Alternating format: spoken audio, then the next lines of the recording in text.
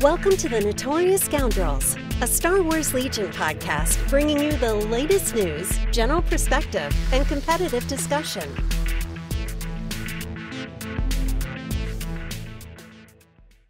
Hello and welcome back to another episode of the Notorious Scoundrels. I'm your normal host.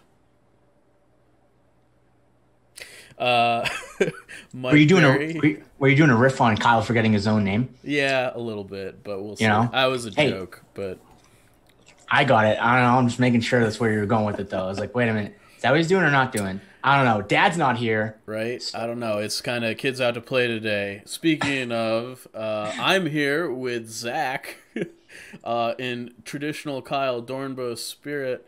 How are you doing today, Zach?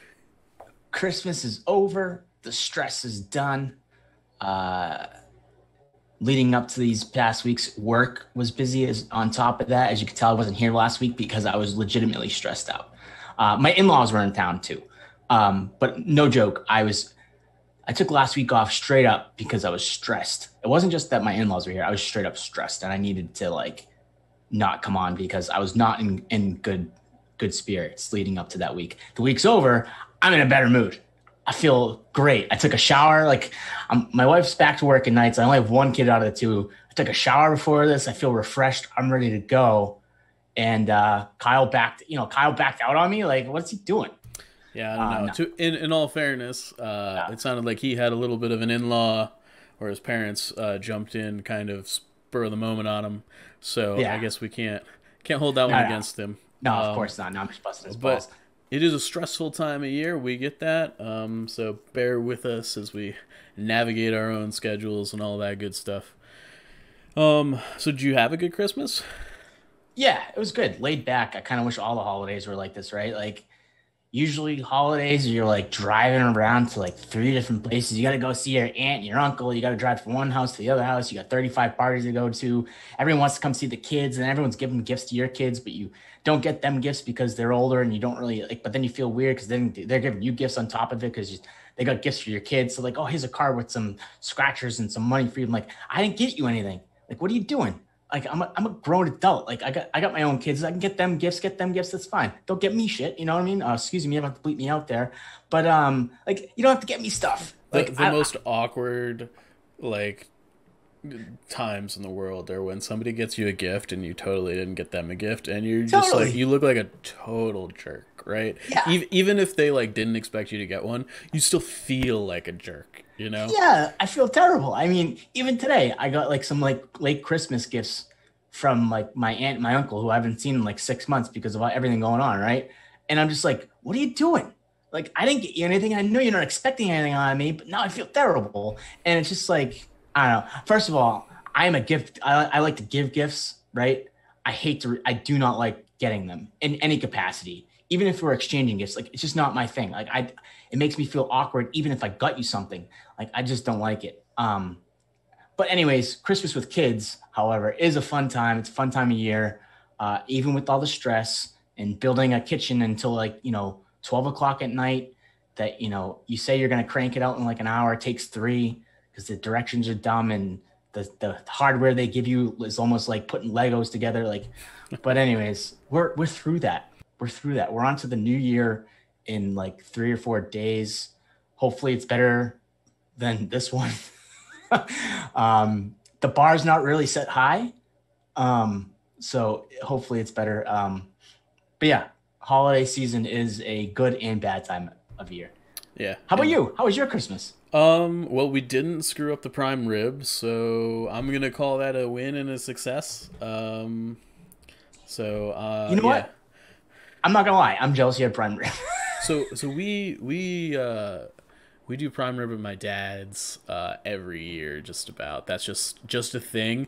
And so I don't know how many people do prime rib, and I personally don't cook it. However, my understanding is it's very difficult to cook correctly. Yeah. I will not attempt it because of how afraid I am of messing it up. Yeah. And it's a big tall order to ask. It's Christmas Day. You got to make sure the food's right. Totally, man.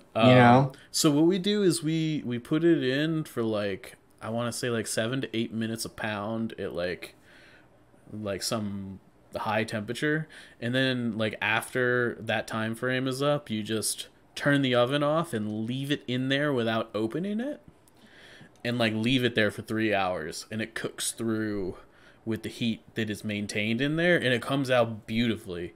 Generally, really, yeah. I'll have to get you how that works, and you can try it not Christmas to see how it works for you. But yeah. Well, that sounds interesting. I'm interested in that. I want to try that. Yeah, it's super good. So anyways, the prime rib came out great. So, that was good. My other Christmas meal, because I go to my dad's one day and then my mother's another. We had chicken parm for Christmas dinner, and I think we'll get to mix up what type of birds are good Christmas eating later in the cast, because that's on the agenda. Dad's not here. The list. We made the list, and I was like, I'm going to add something to this list, spice it up. And I'm like, Mike, we don't have to really do it. And you're like, no, we're doing it. Oh, we're totally doing it. Totally doing it. So why don't we skip over to housekeeping real quick, and then we'll kick into our special holiday segment, which will be super dope. Housekeeping! All right, so housekeeping.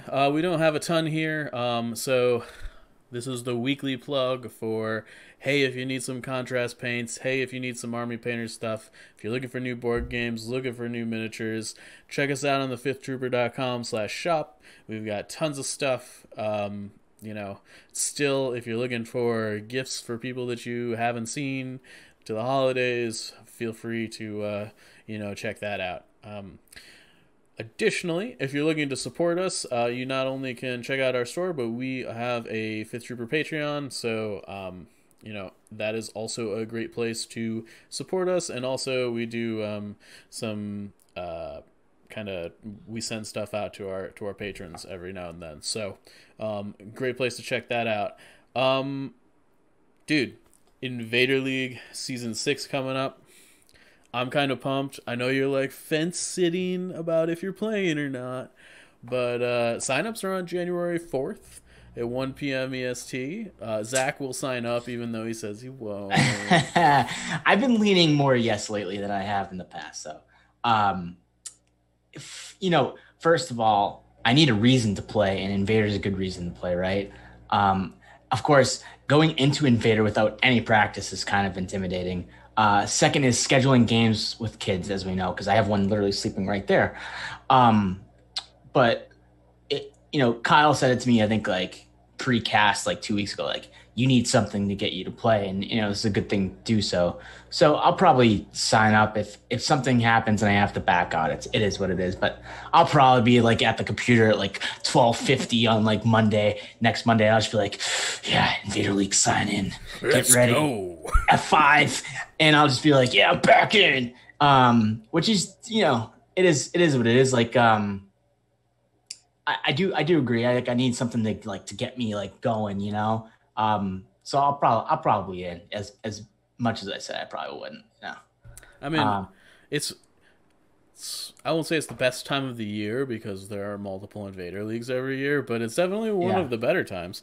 It is. And I don't know, you're probably planning on casting games, I assume, right? I am. I actually I think we are going to be streaming those on the Fifth Trooper Twitch, so that'll be pretty cool. That or the YouTube, we'll figure that out. But yeah, I'm planning on doing a bunch of streamed games. I know Kyle was talking about streaming a bunch with me, and cool. Clearly you are totally welcome, as is, we had a lot of fun last time. Yeah, it was great. I really like Invader League. Just the format, how it works. I'm really big on single elimination tournaments and stuff, and the narratives that it provides. So, signups for that are on January 4th. So sign check up it for out. That. So, let's jump over to our. Do we want to call this competitive? Let's call this Legion 101. Sure. Today, I think. So here's our Legion 101. It's time for Legion 101. Class is in session. All right, Zach. So today we're talking about what is hot or not. And we're not talking about football because that's not going to go great for us. Bills are about to score right now. Yeah. But we're going to talk about stuff in Legion. This is not going to be specifically pertaining. I mean, it could be specific units, could be lists, whatever. You wanna get us started off here, my dude? Yeah. So we're like I said, we're kind of audibling a little bit, and we're like, let's do a hot take episode. And then Mike's sitting, he's like, let's do hot or not. And I'm like, great idea. Interesting enough, Mike, you started the list out probably not where I expect you to start off with. Really? What would you have expected me to start with? I figured Anakin just because of you. Fair enough. Yeah, Anakin's on the list. He is on the list. But he's not first. First thing you went to was the airspeeder, which I think is probably the best way to start the list, mind you. It just wasn't where I was expecting you to go. That is very fair. So, hot or not, the new and improved airspeeder. Yeah, so I think, me and Kyle talked about this a little bit last week, but I think the airspeeder is still on the not list. Ooh. I think the airspeeder is very much still leaves something to be desired. It's lacking that little bit of spice, I think, that gets it around the corner. I think if we had like one more objective that it was good at, we might be able to kind of get it over that bump. But I think the fact that often your opponent can still force an objective that it just doesn't score on is huge. And the fact that double airspeeders is still, what is it, like 260 points before upgrades, I think. And I think you generally want uplinks. The other thing that I think is really hindering the airspeeders, just overall, is there is no Rebel commander that synergizes well with vehicles, fundamentally. Yeah. Like you can sort of make a case for Han, but like, Sorry About the Mess and Reckless Diversion are just like straight better on other units most of the time. They're not. There's no card that screams like airspeeders play me. I would love to see an evasive maneuvers good card type for that, card effect. Yeah. For airspeeders, give us General Riken, give us something. I don't know. But that's where I am at on the airspeeder. I'm a firm not. How about you? You said so many things that made sense. I was coming in gonna say hot, but now you got me thinking not. I'm going not now. You changed my mind. So I was coming in hot because I do think the changes that were made to it are fantastic. My one drawback, which you didn't bring up, and now the more you start talking about it, it kind of put me over the edge, is that the thing about airspeeders for me is that you have to kind of build around them as like the centerpiece. And while they are way better than what they were, they're still not like a true centerpiece, if that makes sense. No, I think that makes a ton of sense. They're just like, they're not an AAT, Yeah. You know what? Maybe it's that, or like, I don't know. Like, it's hard to say this because like something that moves so fast, something that, can actually negate, impact in a way with armor and cover 2 and, long range impact that, with small dice pools, it can help you with that. Right. Not that we're seeing a lot of that these days, but it's still relevant. Right. And the way that speeder changed, like a lot of good things happened for it, and it makes it look really good on paper. And I was going to scream hot, but now I'm just thinking not, because the things you got to build around it, because you bring in an airspeeder, it's like your centerpiece, right? But it's not Luke Skywalker, right? And I'm going to put in this comparison, right? Like when you bring like Rebel Corps, they have heavy weapons, but you got like Luke Skywalker and Cassian rolling with them, you feel pretty good about it, right? But the moment you start, like the moment you bring them with like airspeeders, or let's say you bring 2 airspeeders, and the moment you lose an airspeeder, the other one's going to get focused down too, right? So now you're probably down both centerpieces, we'll call it, and you're stuck with Rebel Corps, right? And I'm not trying to like poo-poo on Rebel Corps. It's not going to cut it out. It's not going to cut it at that point. Your meat and potatoes are gone. You're left with like some gravy, Yeah. So like, Man, I was gonna say hot. I feel bad because I know a lot of people probably want someone to say hot and go against the not, but it's not. I'm sticking with not. Yeah, I think, especially when we're talking about Rebel lists generally, I think Yeah. Rebel lists more so than maybe any other list other than I think clones really needs to synergize, right? Yeah. Like they're just in a place where synergy is like a big deal, specifically with command cards and stuff. Yeah, I think the airspeeder's problems are no longer with the unit; it's more of a systematic thing, Yeah. a systemic thing, And it sucks because it's like the gap is so close now. And like vital assets did help it a little bit, right? But it's just not enough. It's just not enough. I think it's close. I think it's just it's just definitely like close. it's like one of those things that like I sort of feel like an airspeeder is like a Luke Skywalker with no command cards. Yeah. It's like, or a Luke Skywalker with just generics. Like I would never Yeah. bring Luke Skywalker with generic command cards, right? That he's just like not good at that point. Nah. And I think and I think in that vein, like the new heavies on the Separatist and Republic side, like we don't have their generic 1-pips yet, but we know what they are. And Yeah. they're super good. And it sets up a lot of different things in those two like lists, or like, not lists, but armies. Like it synergizes with droids and giving out orders, and it synergizes with clones, and you can set up some fire supports and stuff like that. Like a lot of different things you can do with those orders that you just don't get in the. It was really when you started talking command cards that it started changing my mind about how I felt about it, because you have to build around them, but what you build around those airspeeders doesn't feel that great. Yeah. Yeah. I think it's tough. Hopefully we'll see, a General Reagan in the future. All right. Here's the next question, Zach. We're gonna quick swap from airspeeder to land speeder. Zach, are land speeders hot or not? Another tough one. This is a tough one. I'm gonna say hot, and I'm gonna say this with a grain of salt. I'm gonna say it's hot because in the right hands of someone that can play jank, I think the land speeder is really good. And what I mean by that is throwing like Sabine in a land speeder, or like you've written blogs about this, right?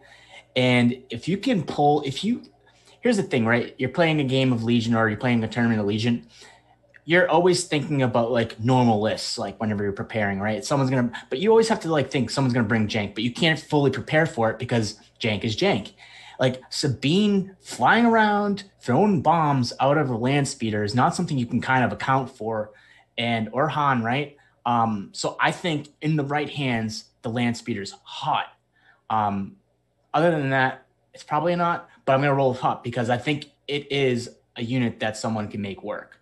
And I'm not saying that, and again, airspeeder someone can make work too, but the land speeder pizzazz with throwing somebody in, like the changing of being able to shoot and throw bombs out of that land speeder, like changes the outlook for me. Oh, How about you? I am right there with you, my man. I think that so I put up a list on my blog article. I think I called it like Fast and Furious, or Too Fast and Too Furious, or whatever. And I think it's exactly what you called it. It's jank. But I think that people have no idea what to do if you set up a land speeder with Sabine in it across from you at the moment, right? Yeah. Like you're literally hitting them with explosions on turn 2, and there's like nothing they can do about it. No. So and the other thing is, I think the list is less, like you can build a list with a land speeder that's less janky than you might think. In that, all right, let's say you take Han, Sabine, and R2. Don't take 3PO. And like you just take one land speeder. Like you can also play that game where like R2 gets in the land speeder to score a secret mission, and then you just like play a normal game, Yep.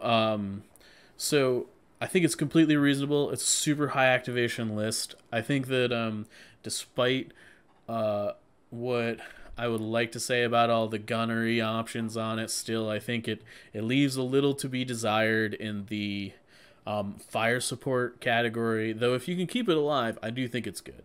Yeah. But yeah, I think we're both strictly speaking as like the delivery option land speeder. Yeah, this is a 75-point missile, like missile delivery system. Is how I feel about it, and I mean, I think that's good. I've played a few games with Fast and Furious with Han Sabine double land speeder. It's really, if anything, it's hot because it's possibly the funnest thing I've ever done in this game. Dude, it just sounds so much fun. Boom! It sounds so fun. Yeah, it's kind of weird because you can like do some like weird stuff where like you play like reckless diversion on Han and Sabine while they're in the land speeders, like in the thick of it. You immediately go with Han, and then you've got two land speeders, Han and Sabine, in the thick of it, but they can only shoot Sabine. Yeah. You know, I don't know. Funny. It's kind of like there are like some gimmicky stuff you can do with it. Yeah. So yeah, I'm on hot. I don't know. I'd love to see somebody like destroy Invader League with it. I'm not expecting it. It's like one of those lists where like as soon as something goes wrong, it goes real wrong. Well, now I'm gonna bring Operative Luke and throw him in it and call it the Toshi Station Drift. So there you go. I mean, I think you can use it as an Op Luke delivery system too. I'm sure he can swing out of the thing. Yeah, it's so good. So yeah, I'm on hot for land speeder. All right, this next one's interesting. Next one's really interesting. 333. Now, if you don't know what we're talking about Iden, 3 shores, 3 mortars, and 3 generic ISF units. Basically, the all-in on tack strike, alpha strike, the 333. If you hear 333, that is what it is. So what do you got to say, Mike? 333. Okay, I think I'm gonna toss you a curveball here. Ooh, I'm gonna go super hot on this one. So I've been like resistant to this. I'm so resistant to it, and I want to continue to be, because I still have like there's like a nagging voice in the back of my head that says this is not as good as people think it is. And I still think that's true. Mm-hmm. However, I do think it's probably just the best list in Legion right now. So here's the thing. Marksman plus tack strike can deal with just about any threat in the game. Is I think that the versatility of that play, and for those that don't know what we're talking about here, you infiltrate your special forces squads turn 1 so that basically you can play tactical strike Iden's 3-pip on turn 1 and immediately engage safely on turn 1 and push like 4 to 5 crits per ISF unit through per shot. And the thing about pushing 5 crits, well, basically 15 crits through, I think that's what it masks out to be about. Yeah, about 15 crits through on average in a given turn. Like, it's one thing to be crit fishing, and even with clones, like, crit fishing is still tough, right? Yeah, because you're actually physically rolling the dice, yeah, as opposed to flipping it to the crit. Yeah, and you know, like 15 crits reliably is obscene. Yeah, it is. You know, I don't know. It's a lot. It's not gonna melt an AAT generally on average, but it's gonna make it so that it's probably damaged. It'll probably die in the coordinate fight turn. Right. Yeah. So, you know, I don't want to say it's super hot, but I think it's super hot. I expect it to be everywhere in Invader League. Mm-hmm. That's where I'm at on it. Well, how about you? Hot or not? I hate the list, so I'm not. And this is a strict personal thing. I have all the same thoughts that you do. I do think, I'm not saying it's like a bad list. I just don't think it's as hot as people make it out to be. I have that nagging feeling that you have, that like it's just not as good as it appears. and maybe I'll be proven wrong. I need to see it probably in Invader League to kind of maybe like get me to feel differently about it. But there's a couple of reasons why I'm a not, and you'll probably agree with them. And I do understand why the list is still good, though. Like I understand how good Marksman is. I'm not saying I don't understand all those things, but there's reasons why I don't like it.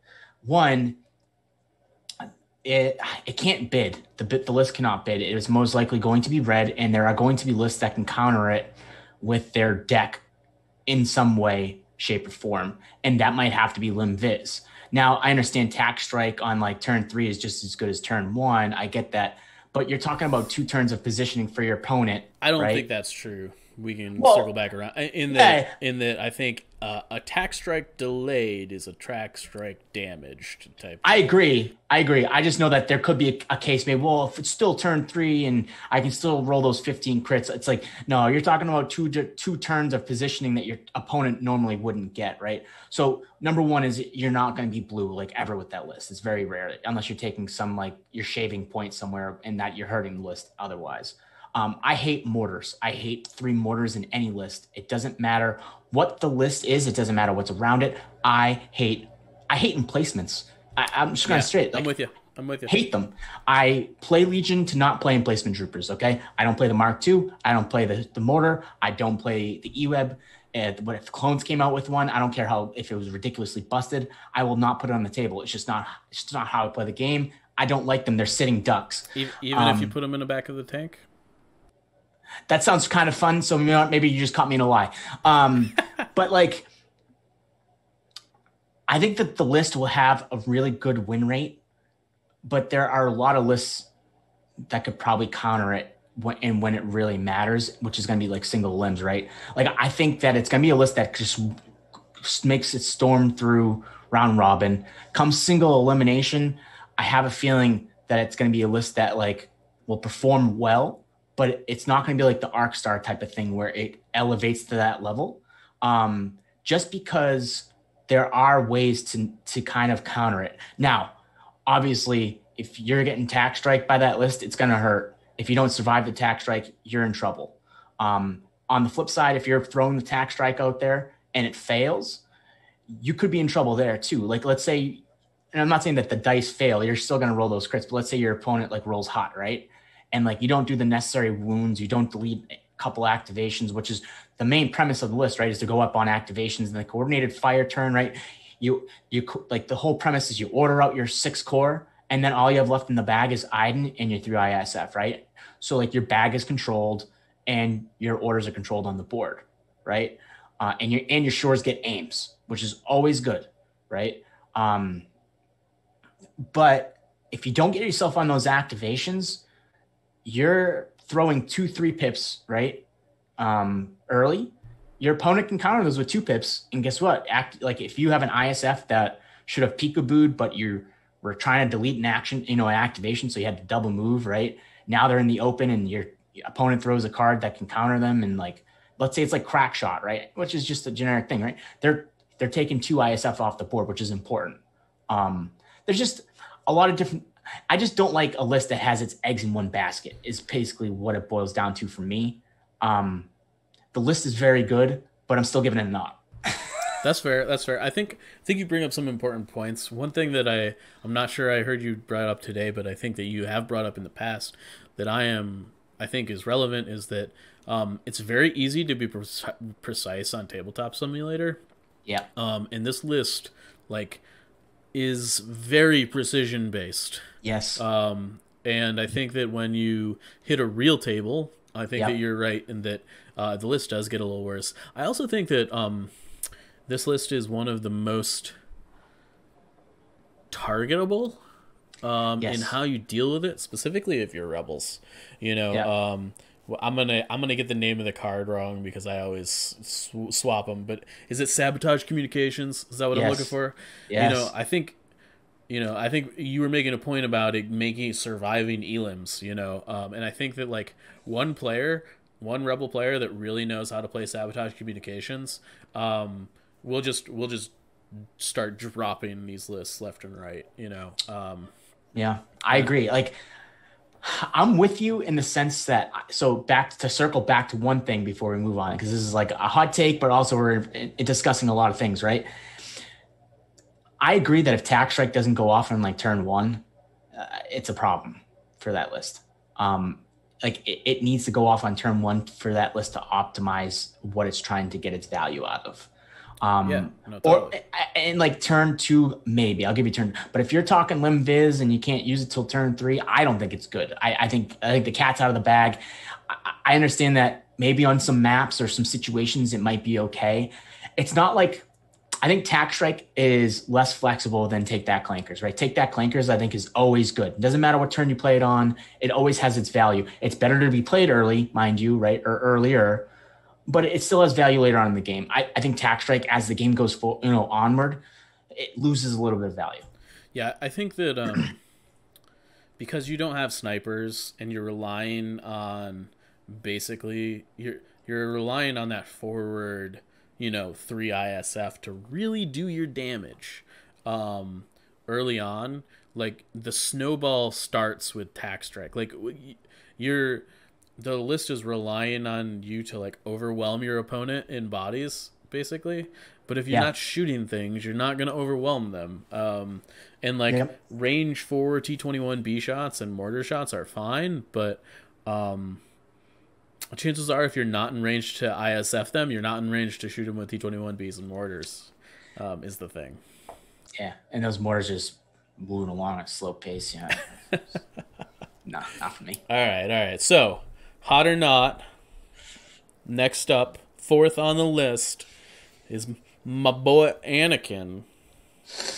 I know everybody was waiting for this one.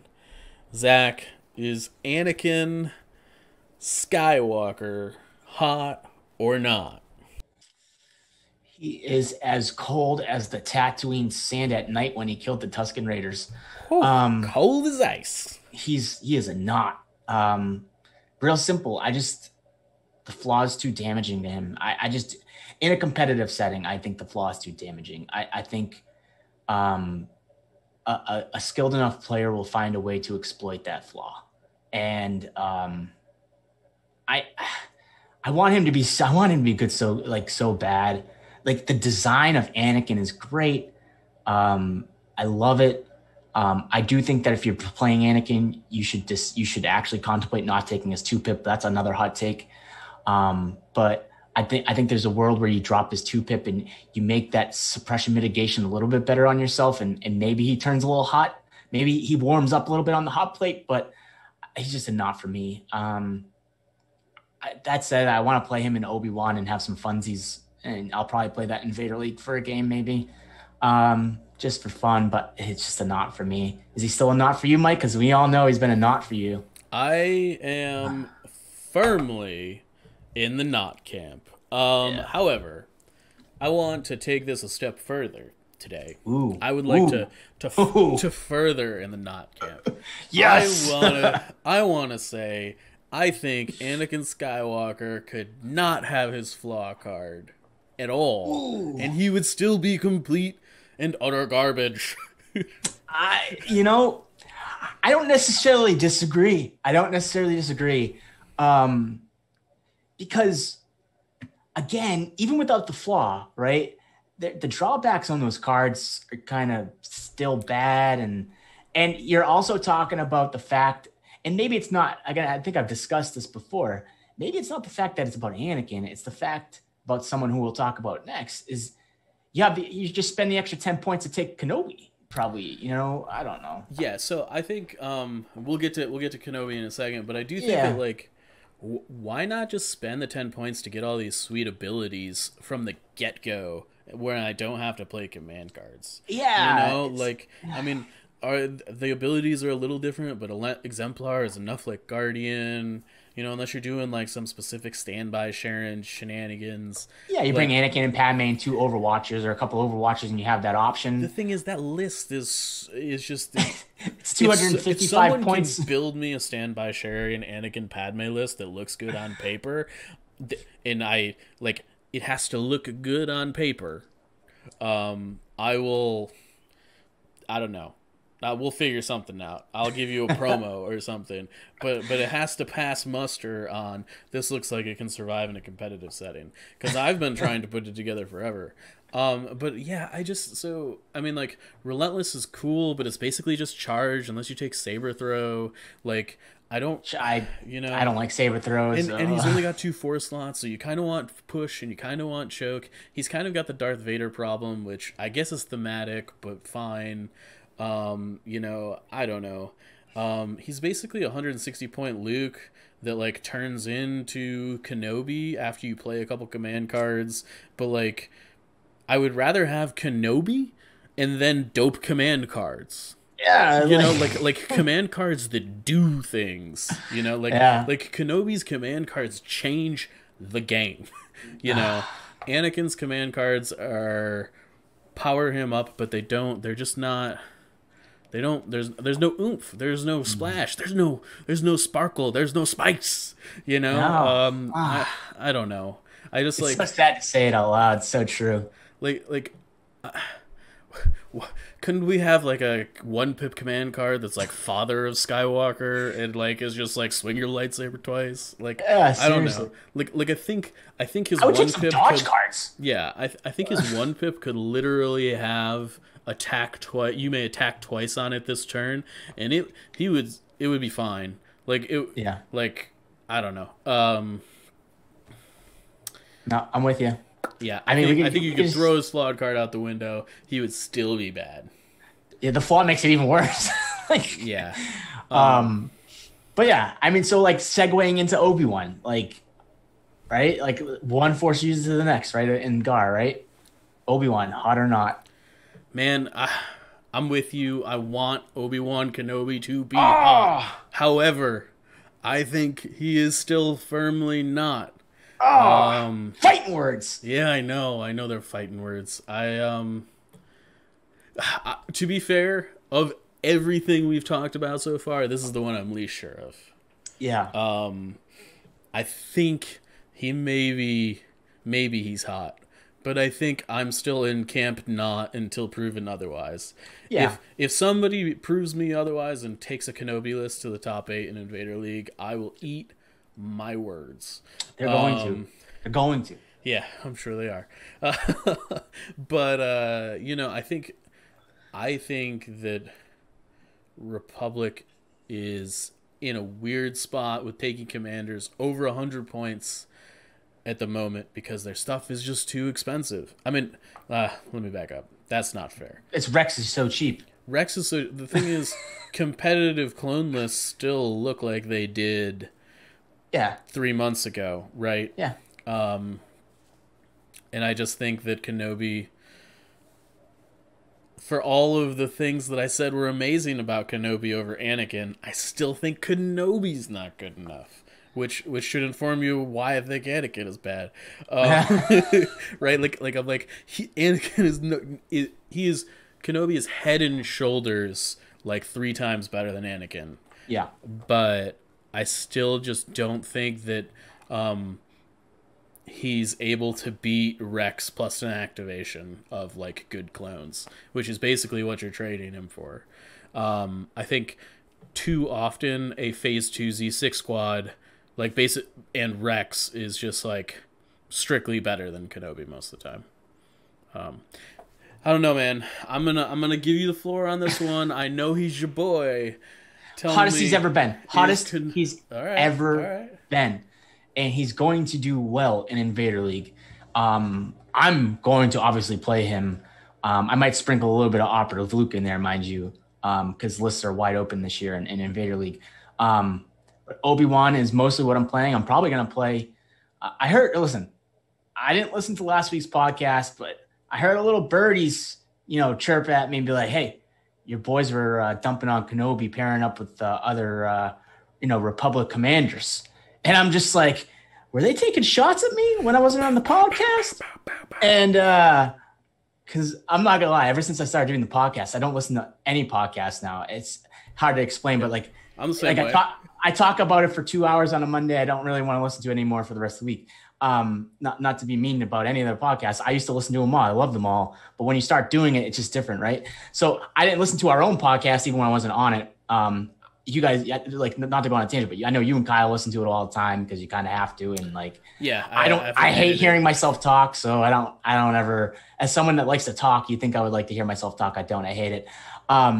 So I don't ever listen back. And I thought I would listen in because, but I never found the time.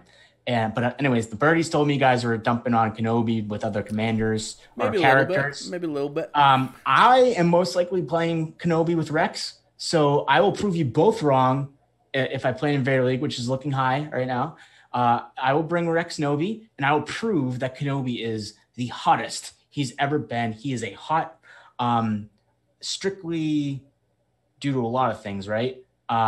Standby sharing gone, and force barrier fantastic. I will take your Rex and your extra phase 2. I will force barrier them, and then I will kill them. That is what I'm going to do.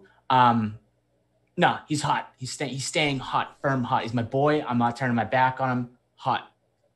Right. But, like, on a realistic note, I do hope that, I hope all Force users perform well in Vader League. I feel like that is something I want to see.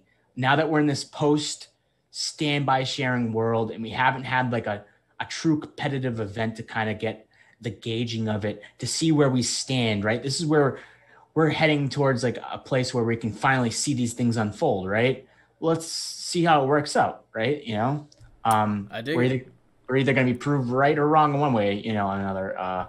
It'll be interesting to see. I think we should make bets on Invader League before. That'd be fun. We can talk about that next episode. But I'm all about putting our money or our points or whatever where our mouths are on this one because I'm ready for it. Love it. Yep, I'm in. We probably should do that next week because I think we're probably gonna have Nima on, who is the Grand Marshal of Invader League, and maybe we shouldn't talk about gambling when the Grand Marshal's on, but. I don't know. Hey, as long as we're not fixing games, it should be fine, right? That's fair. Yeah, totally. Speaking of Force users, though, and Obi-Wan and Anakin, we have another Force user next on this list. It's your boy, Op Vader. Yeah, so Op Vader, I'm going to go ahead and say hot as hell. And I'm going to go out here and say Operative Vader is the most underestimated and underappreciated unit in Star Wars Legion. I think that people are scared to take this character. I think that people do not appreciate what a Speed 2 Force Choke looks like on the table. Though maybe they will soon. I don't know. I think not from Vader, from Maul. Yeah. We'll see. I actually think that like as independent units, I think Operative Vader is better than Darth Maul. In that he's got an extra hit point. He has way better command cards. In that he has 6 rather than like 2.5. Yes, no, seriously, yeah. I think Maul is he really needs to be. Maul is something that maybe works better within the system he's in, but I think Operative Vader on his own works a lot better. I think. Yeah, I've played a lot of Operative Vader against really good players. Everyone I've played against is scared as hell of that man. And I haven't really unleashed it on the masses, but I would encourage anyone that is unsure of this to ask people in Legion Premier League Season 1 what I did to them with Operative Vader. That's a shout out to Copes and the boys. Yeah. It was fun times. It was fun times. They're all super good. I was practicing for Worlds with Operative Vader. Clearly the meta's a little different now. But I really, really think the people. I mean, let me get this. He's any list with Operative Vader is not going to be as good as the Tac Strike list. Like that's just it. Like, but correct. You know, I think there's a 10 activation Operative Vader list out there that works really well, and I also think that with the recent Callus spoilers we've had, cunning 1 pip sees the initiative Vader sounds real good to me. So I don't know, hot or not, Zach. When Callus comes out, you know what you talked of, I might change my mind. As of right now, he's hot trash. Trash. Ooh, buddy. And what's that I smell? The garbage heaps of Mustafar. That is Anakin Skywalker just boiling in the Mustafar lava from my boy Obi-Wan, who just slashed him in half because he told him not to do it. He said, "Don't do it." He did it. Got cut in half and melted down. I think it's now. That said, I don't think it's the unit himself. I just think that like you can't really build around him quite yet, right? That make sense. Like you like the cunning trick and sees now. Now hold on. Now we're talking because that would really change it up. Right now, I don't know. Like, sure, he's got spur and speed too, and choke it's good, but he still has a lot of mobility issues, such as not having jump, and the board has to kind of still cater to him a little bit, and Darkness Descends is still probably not that good. But right now he's a not for me. Right now he's a not. So let me ask you this. Darth Vader before he gets burned in screaming hot lava. Yeah. Or Darth Vader after he gets burned by hot lava. Which one's better? They both suck. Oof. You're putting Operative Vader in the same bin as Anakin Skywalker. Really? Are you doing that to me right now? Yeah, doing that to you right now. Oof, Zach. Oof. Doing it. All right, fine. Let's hit some separatists. So, you know, we've seen new flashy lightsabers come out since the introduction of General Grievous. We now have Dooku and Maul. So where's General Grievous at, Zach? Is he hot or is he not in the separatist list? You should get like the R2D2 like beep noise ready because I'm about to like swear in this. He's an effing dinosaur at this point. He is a not for me. I don't think you're going to see a lot of Grievous in Invader League. I don't think you're going to see it going forward. The options put forth in front of you are better. I think Grievous's command cards as separatists have grown, right? Those command cards kind of stink. I think Grievous is bad, just straight up bad. And that's kind of wild to say. Like when Separatists first came out, I thought Grievous was freaking great. Like I thought Grievous was awesome. Like Dooku's just better, Maul's just better. When the generic comes out, I'd rather take a generic and Staps. Throw Field Commander on an AAT. All of these options just sound better than Grievous to me. So yeah, this is another guy that can be killed. I just ripped open his heart and shot him in the chest. With I just think he's terrible. This is not just like a hot take. This is how I feel. Like I'm not even trying to be takey. I just think he's terrible. How do you feel, Mike?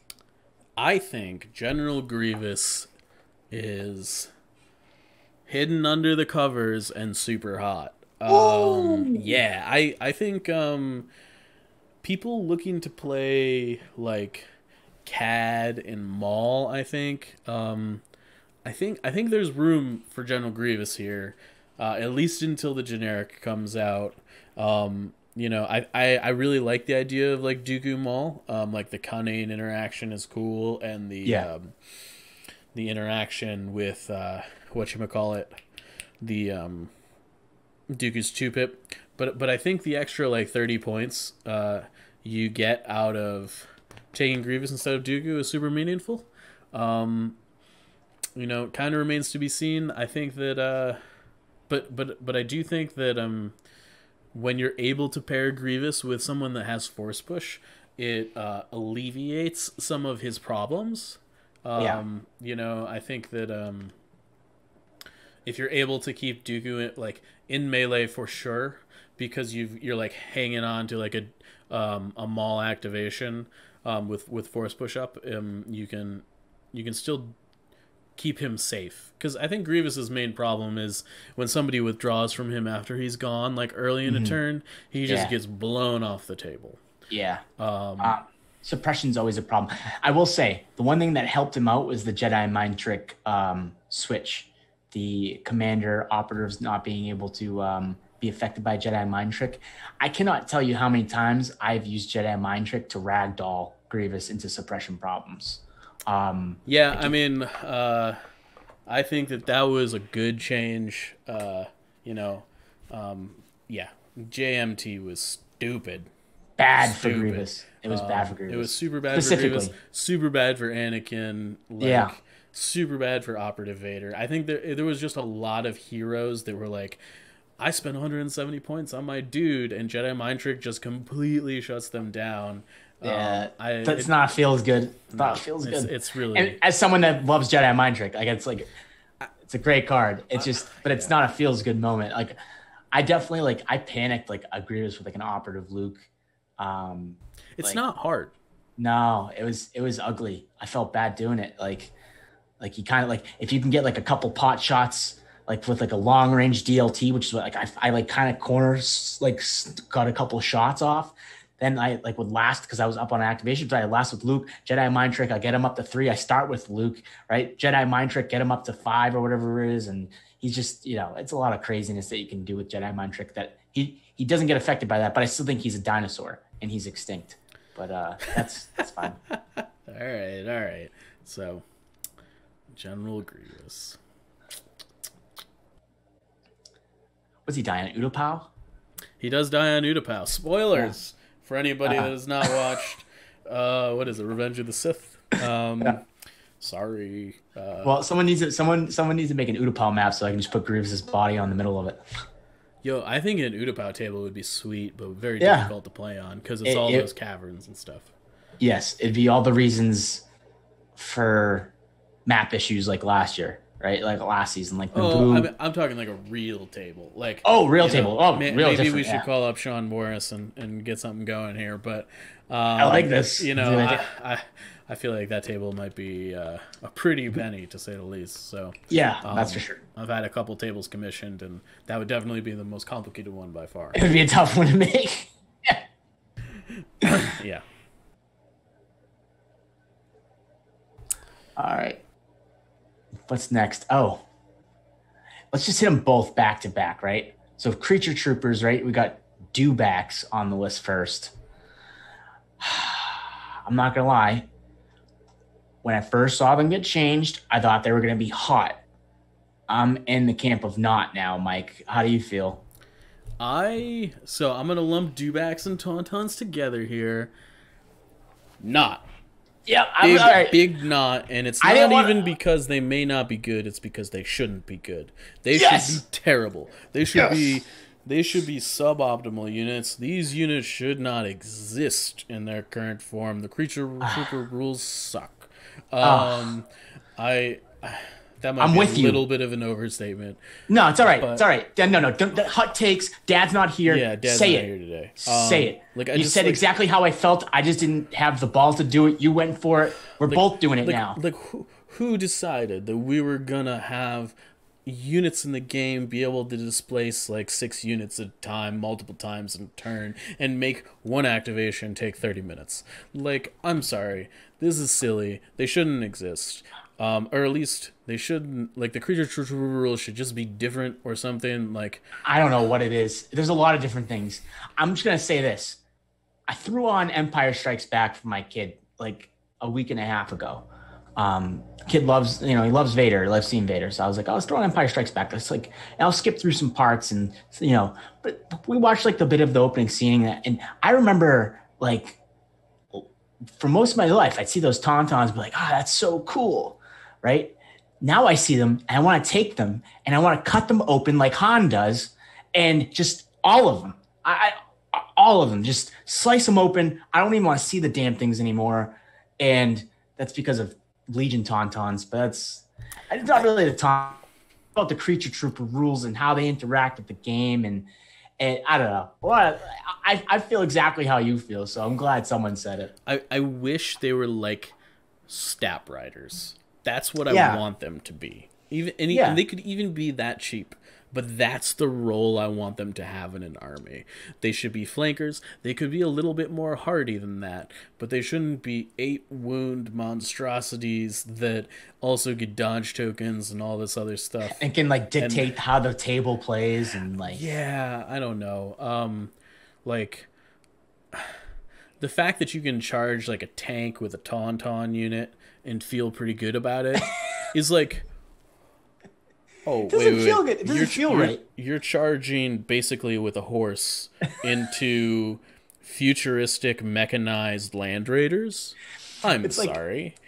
It's like basically taking like a scene from The Patriot and like putting it together like a scene from like Black Hawk Down or like a war movie, and like those horses are straight up charging a tank, like you're saying. Like, come on. I mean, like if a horse charged an Abrams tank, like we know who wins, and it's not close.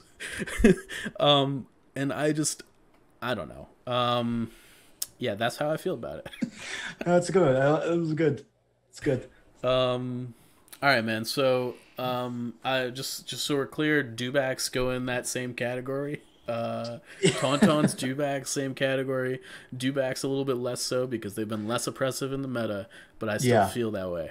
All right, so we know you play clones now, Zach, but we also know you played Rebels for a real long time. Yep. We also know you're not a huge fan of Rebel vets, at least before the latest points and errata changes. With the new change to the CM-90 blah blah blah, what do you think? Are the Rebel vets hot now? I want to say hot so bad. I want to say hot so bad. I think along the similar vein as you that the CM-091, whatever the heck it is like ridiculously good now. It's a very, very good gun. Very, very good gun. Range 4 critical on a Rebel weapon is fantastic, especially on a unit that if it gets to range 3 also has surge hit. Now I understand that, you only have a couple surges in there that'll end up turning to crits, but I don't know. Something about throwing that dice pool just feels so much better than throwing a Rebel Z6, right?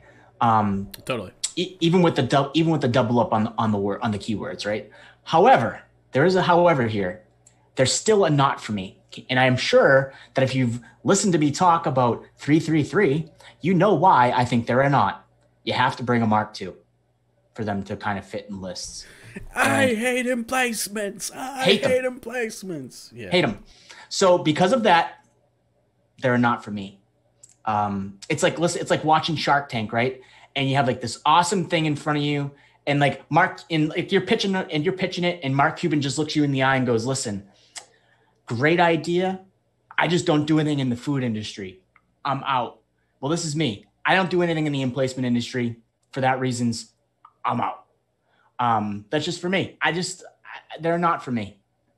I fiddled with I will say this.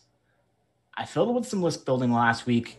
I was trying to see what kind of funky builds I could make with Rebel vets and like a hodgepodge of like Rebel troopers. And I think there might be play in there. The issue that I found was the points. You're shaving something where you don't want to shave, and that's why you have to kind of Mark II. So every time I built it, I'm like, oh, this looks good, but I'm losing a heavy weapon there. But if I cut that unit and I do this, well, then I'm at the activations I want, but I have Mark IIs. And I'm just like, no, I don't want that. But I don't know. I know how you feel. You feel like they're busting. You probably think they're hot. I am on wait and see. Yeah. I really want them. No, let me take that back. I don't want them to be good because I think that these guys are going to be, if they're good, they're going to be too good. Yeah. Me and Kyle go back and forth on this one since the day we saw the points changes. Like he's like, oh, it's just Rebel DLTs are better, and like that's how I feel too. Like I feel that, I get it. I don't know. You can do so much more with a name token with these guys at range 4. I don't know. We'll see. I think the issue is that when you bring the Rebel vets, is you kind of have to cater to them in the list building. And I get that. That's another problem that I have with it. You kind of have to build around your Rebel core, which is like the weirdest thing you could possibly say, because like that's not what you usually do with a Rebel list. And so I think that's another problem for me is you have to build around them a little bit. Yeah, because you want them getting orders, and you want them to be you want to be in control of them. And typically, that's not how you play Rebels. Yeah, and I do think that like the Mark II is at its best when it can like fire support units nowadays. Yeah, I don't know. Like, I think that if we went back in time, I might have said something different about that. Yeah, but I just, when you can, because I think that's got critical 2 on it too, or it's got critical 1. If you're able to like, I can't remember. Fire support like a Rebel DLT unit, or even fire support a vet unit, like that pool gets gross very quickly. It does, yeah. But the thing is, you almost never have a face up on your vets and Mark IIs. It's very rare, yeah. So it is critical 2. Yeah, that's good. So I mean, critical is always good, right? It's just it's an emplacement trooper that doesn't get orders often. Yeah, I mean, we'll see. I'm in the wait and see camp on this. I think it could be hot. But I also think it could very easily be not, because I think the Mark IIs are holding this package back a bit. I think still, even with the extra wound. The extra, it sucks because here's a point. If the Mark II had a different weapon profile and was range 4, I would probably say they're smoking hot. I think range 3 has a lot of limitations on the Mark II. Now it couldn't be 4 black, 2 critical. Oh, it would be range 4. It would be the best. It would be the best. I would play placements in the game. I would play placements. You couldn't keep it the same points and have the same profile if you just upped it to range 4. I think that would be absurd. It would have to be a whole like rework. But like in like a magical Christmas land homebrew type of situation, if that Mark II had a different range band, which is range 4, I think it's a different discussion for me. I think the fact that they're range 3, they add an extra health, but like they're just so killable once they're in position. That's my problem. They are so killable once they're in position.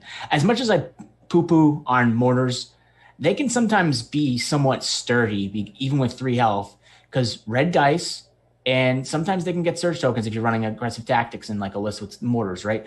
They can be a little bit beefy. They can be hard to kill sometimes, believe it or not. I've one-shot Mark IIs with like a wreck shot. Just 3 red dice, I roll 3 hits, throw 3 blank whites. Now, obviously, it's different now with 4. I wouldn't take that shot with Rex now, but I'm just trying to make a point that they're squishy. And range 3 is a dangerous place for them. And it just brings the vets down a notch for me. I'm with you. So, let's talk about something that we were going to talk about a little bit today anyways. Yes. Zach, how do you feel about non-clone trooper keyworded strike teams? See, that is the key to everything here. If you're still building Republic lists, you probably start with 3 arcs because they're still really good.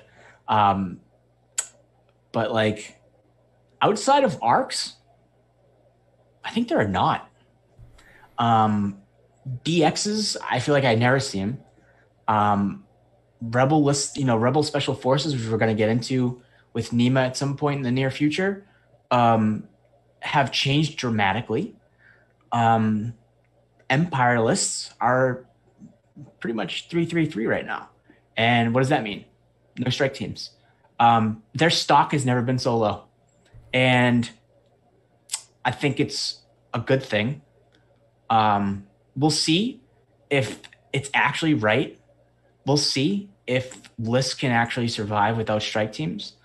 I have a feeling that on paper, it's better than it seems. And I have a feeling in practice, you might see strike teams if we collect the data, which I'm sure we will. I bet you in Invader League, the first like 3 or 4 games of round robin, you're going to see like a low amount of strike teams across the board. And you're going to see way more strike teams in like those final 2 games and then single eliminations, because I think we're in the same situation as we were the last time strike teams changed, which is they dropped from infinite range to range 5. The world was falling. Strike teams suck. We get some new shiny options, some point changes. Those shiny options are hot. Strike teams are not. I hope that is actually the case, because strike teams, I hate them for a lot of reasons. I will play them for a lot of reasons, mind you. But there are so many, there's more reasons, there's more cons to the pros in terms of the game as why I hate strike teams. As of right now, I think they're not, though, across the board, other than arcs. Wow. I think strike teams are still hot as hell. Mainly because I think they're the 2 best lists in all of Legion right now are red surging saves.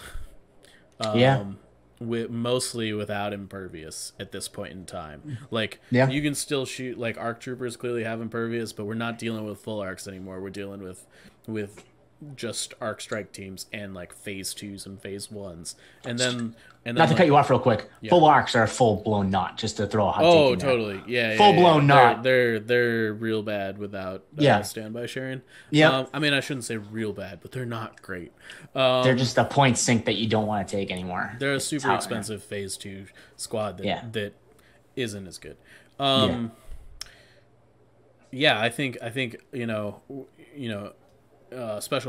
Imperial Special Forces are red surging saves, short troopers red saves, phase 2 reliable across the deal, all red surging saves. I think that you just really need the Pierce. I think BX Commando droids still are a thumbs down for me, but I think Rebels and Imperials that are not running 333 should probably still be playing some number of strike teams that is greater than 1.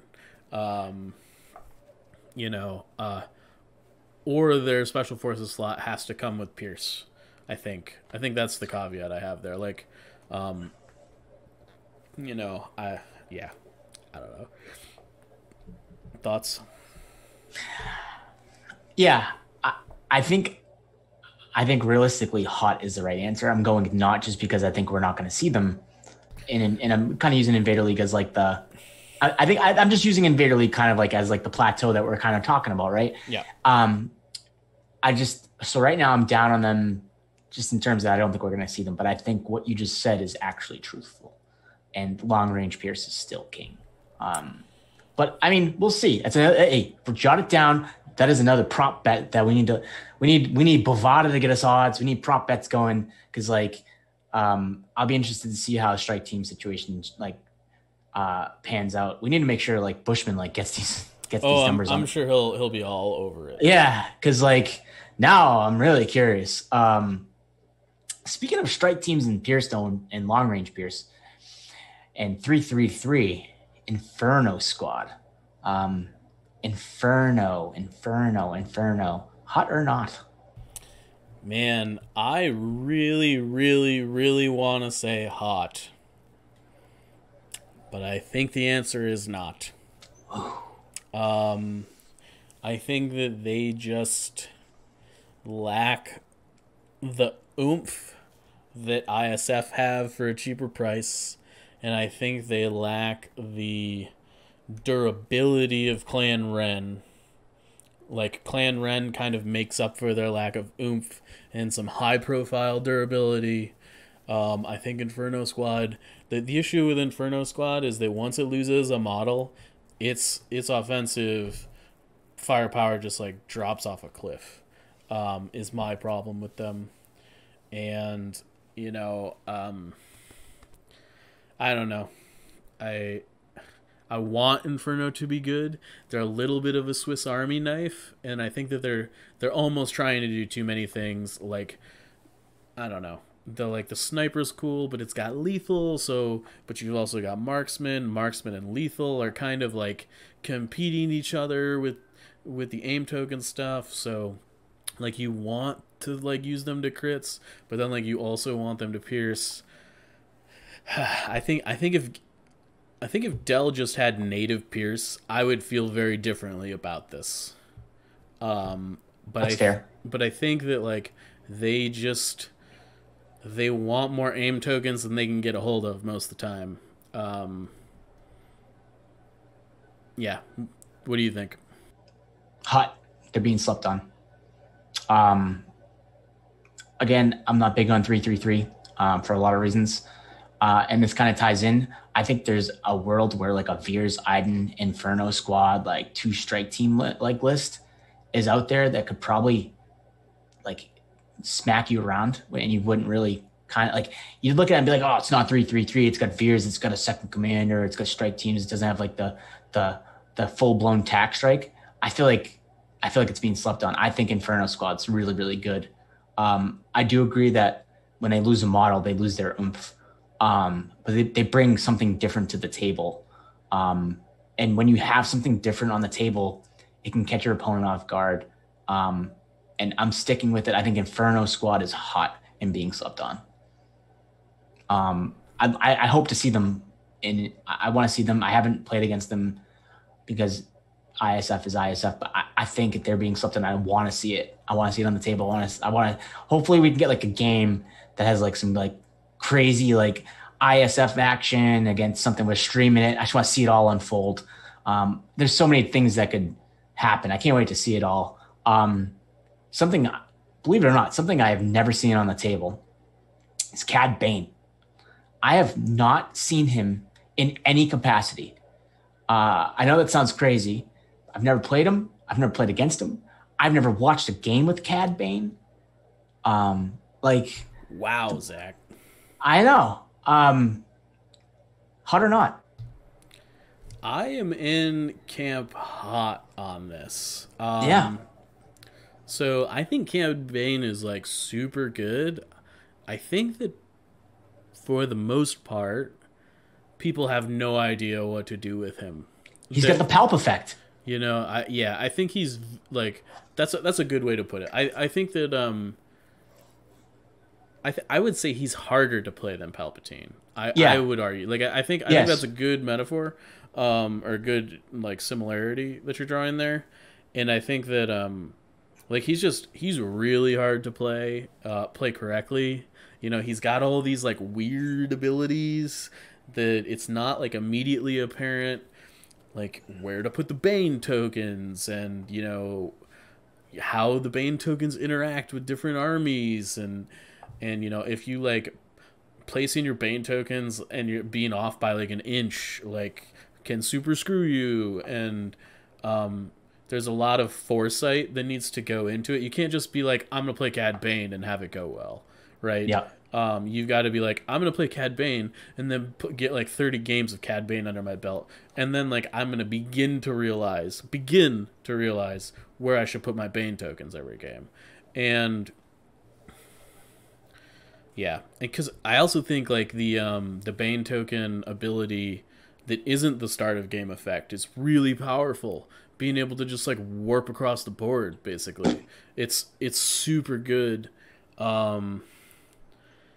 And you know, it's just there's just a lot to unwrap there. I think he might be one of the coolest, if not the coolest unit in Legion.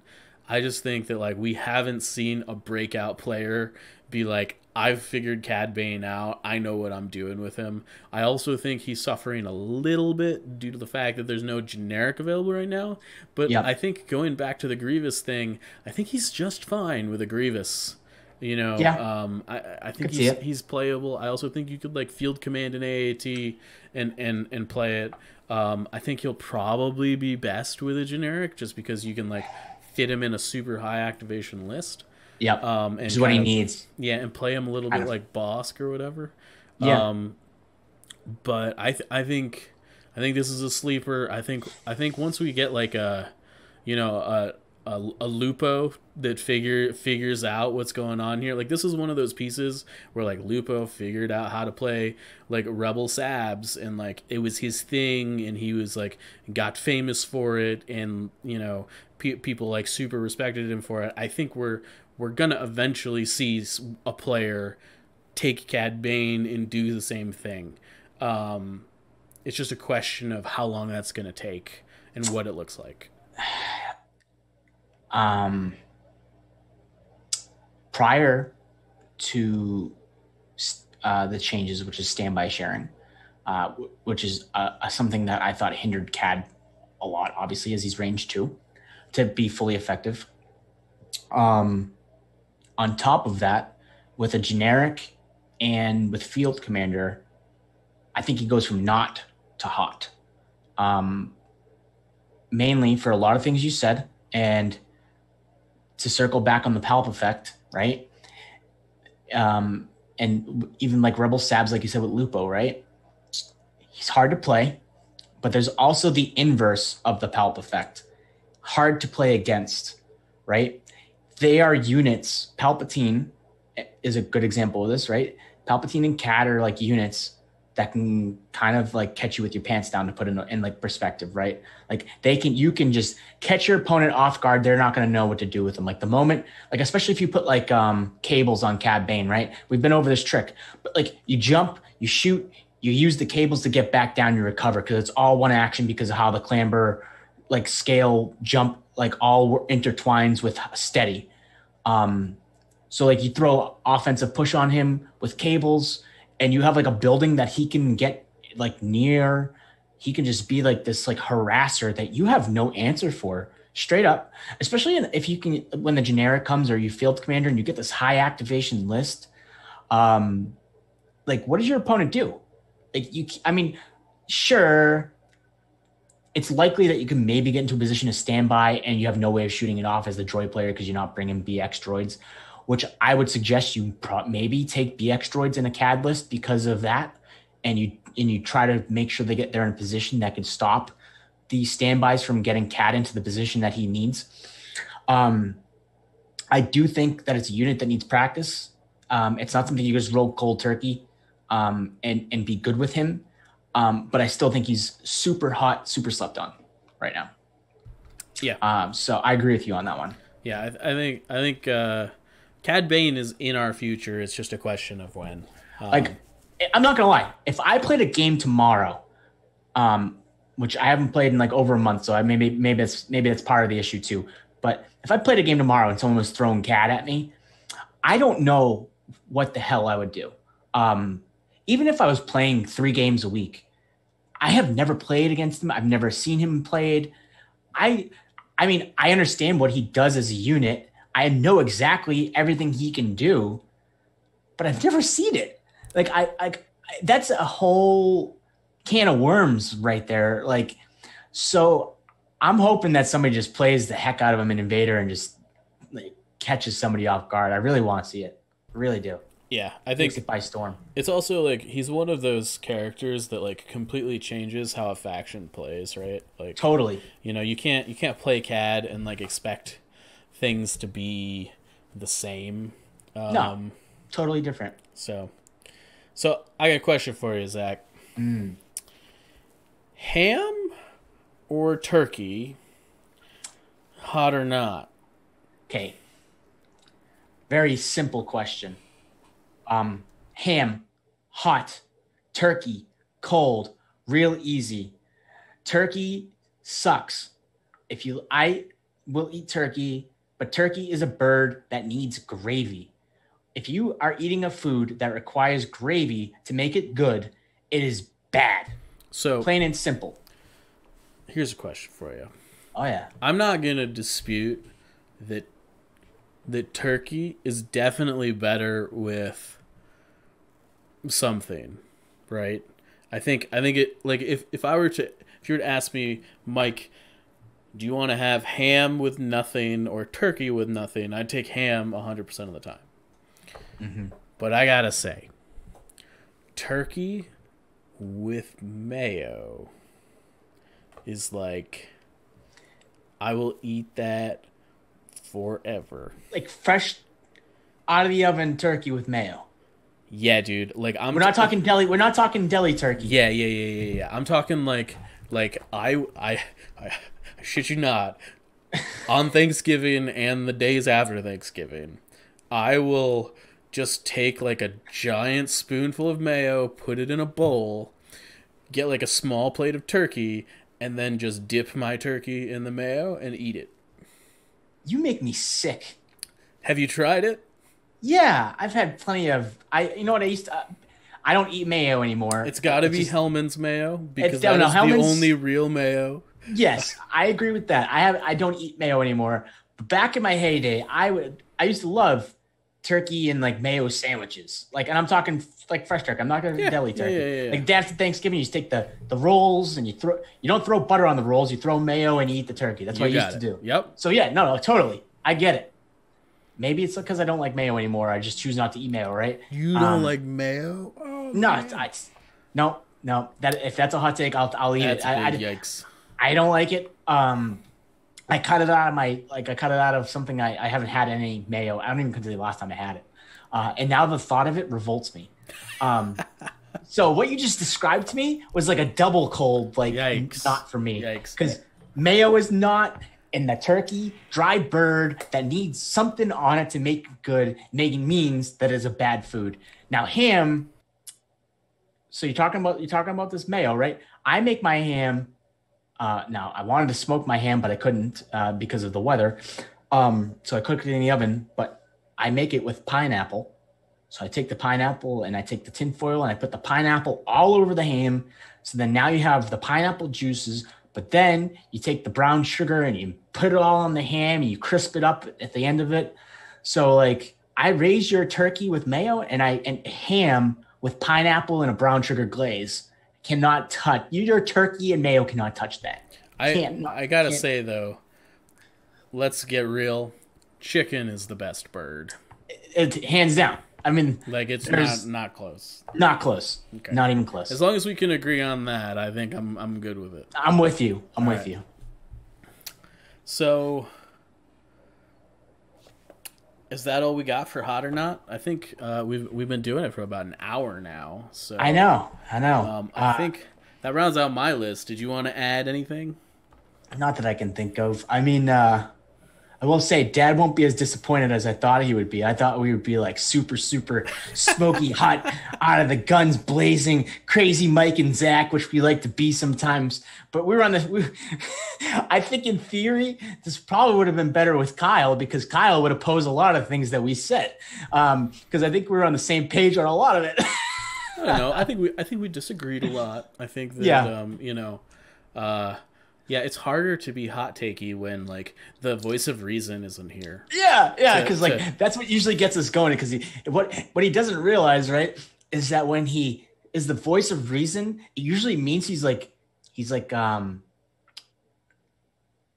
of like back talking what we're bringing up a little bit, and then you and I have like that like temper type thing, and we're like, no way, Kyle, you're not stopping me. You're not telling me I can't talk about this thing. So we're going on about it. So you don't get those flare ups quite as much. Yeah. But hopefully this was hot takey enough for you. I mean, I had fun. So. Yeah. I think this was a good time. Maybe we'll do it again with Dad present. And I think so next week, hopefully, we'll have Nima and or Brad on. I don't know what that's looking like. We're doing some Invader League wind-up stuff here. Yep. But I think that's going to do it for us today. So let me see if I can get this sign off right. We're the Notorious Scoundrels. I'm Mike. I'm Zach. And y'all should stay fresh cheese bags. That's the quote, right? Yes. All right. Stay fresh. I don't think it's bags. with y'all, but yeah, there you go. Stay. Well, I figured I'd put a southern gig on it. So have a good night, everybody.